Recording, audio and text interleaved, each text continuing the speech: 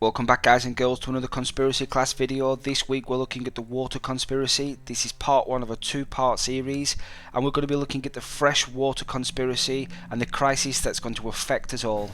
Let's start by looking at three simple facts about water. Fact 1. Even though most of our planet is covered by water, only 2.5% of it is classed as fresh water, with 1.5% of that being frozen in ice glaciers. Fact 2. The human body is 70% water. It's 80% water in newborn infants, so water is vital for our survival. Fact 3. You can only survive 6 to 10 days without water depending on your surrounding environment. Compare this to food, which is 40 days, so given the choice, always take water.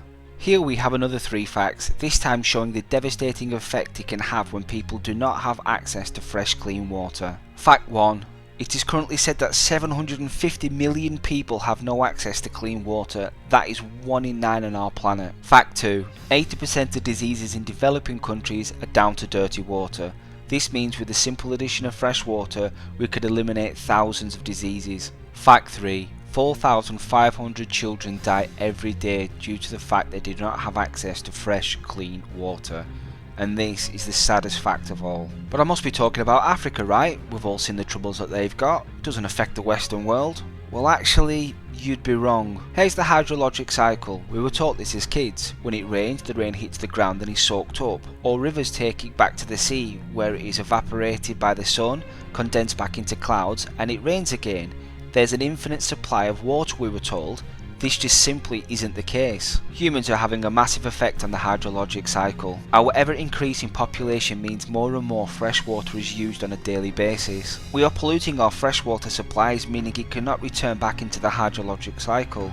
Deforestation also has a massive effect. Even the dams we build for hydroelectricity can have a negative effect on the hydrologic cycle, stopping the flow of rivers back to the ocean. Here's a question we need to ask. Who actually owns water? Is it our governments that own it? Or maybe we own it? But actually you'll find most of the world's water is privatised by three major companies. These are Veolia Environment, Suez Environment and RWE Thames. Whenever a country privatises the water to one of these three companies, they're giving them access to your water supply to use however they see fit. They can pump your local fresh water hundreds of miles away to supply another area. They can put meters on pumps, making it difficult for people to afford water.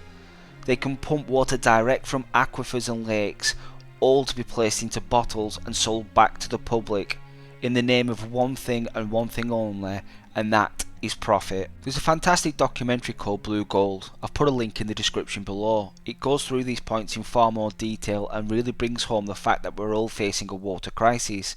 Here's a trailer. One thing that most people don't know is that the world is desertifying very quickly. We are becoming a desert, and there's nowhere to go in the world to get away from this. They've already mapped out what are going to be the most intense areas of potential conflict. People think that water privatization is just a problem in the developing world, but we have the very same situation in the US. When the water system doesn't work, then the civilization goes. They've handed power over to big water companies who want to create a kind of water cartel so that one day every single drop of fresh water in the world will be privately owned and controlled. These corporations aren't accountable to the communities that they serve. They're accountable to their shareholders. I think Wall Street understands this is the commodity to be invested in. This has become the most precious thing on earth. Water is a supply and demand commodity. The question is how to get it from source to market. So here's one of the driest continents on earth being told by the World Bank to export its water to get its way out of debt. In the form of roses that are sold in Europe. Controlling water is everything. The army is brought in to control local descent. Who are you protecting? There's your people without drinking water, and you're protecting foreign investors. The bottom line, water is a good investment, period. We need the political will, and that political will is not going to come from the top, it's going to come from the bottom up. The leaders in our movement are coming from the grassroots. And I'm talking Republicans, Democrats. Whiskey's for drinking, water's for fighting. We're fighting. But we're fighting for the people that are going to use it in the future, our kids and their kids. If we don't do something to save it, what are they going to have? We are not talking about potential tension. We are talking about blood being spilled on the streets. If money is more important than water, where are we? Wherever a river is now treated as the supplier of raw material as if it was oil. Serious people have serious enemies. We have the generation of water wars.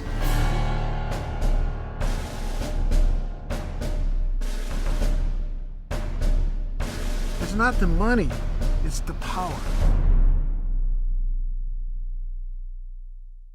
Water affects us all, no matter what colour, creed, religion or race. We're already fighting wars over oil. How long before we're fighting wars over water? Well guys, that's part 1 done with. Hope you enjoyed the video. Don't forget to like and subscribe, and join us next week for part 2, when we'll be looking at what is in our water. But for now, class dismissed.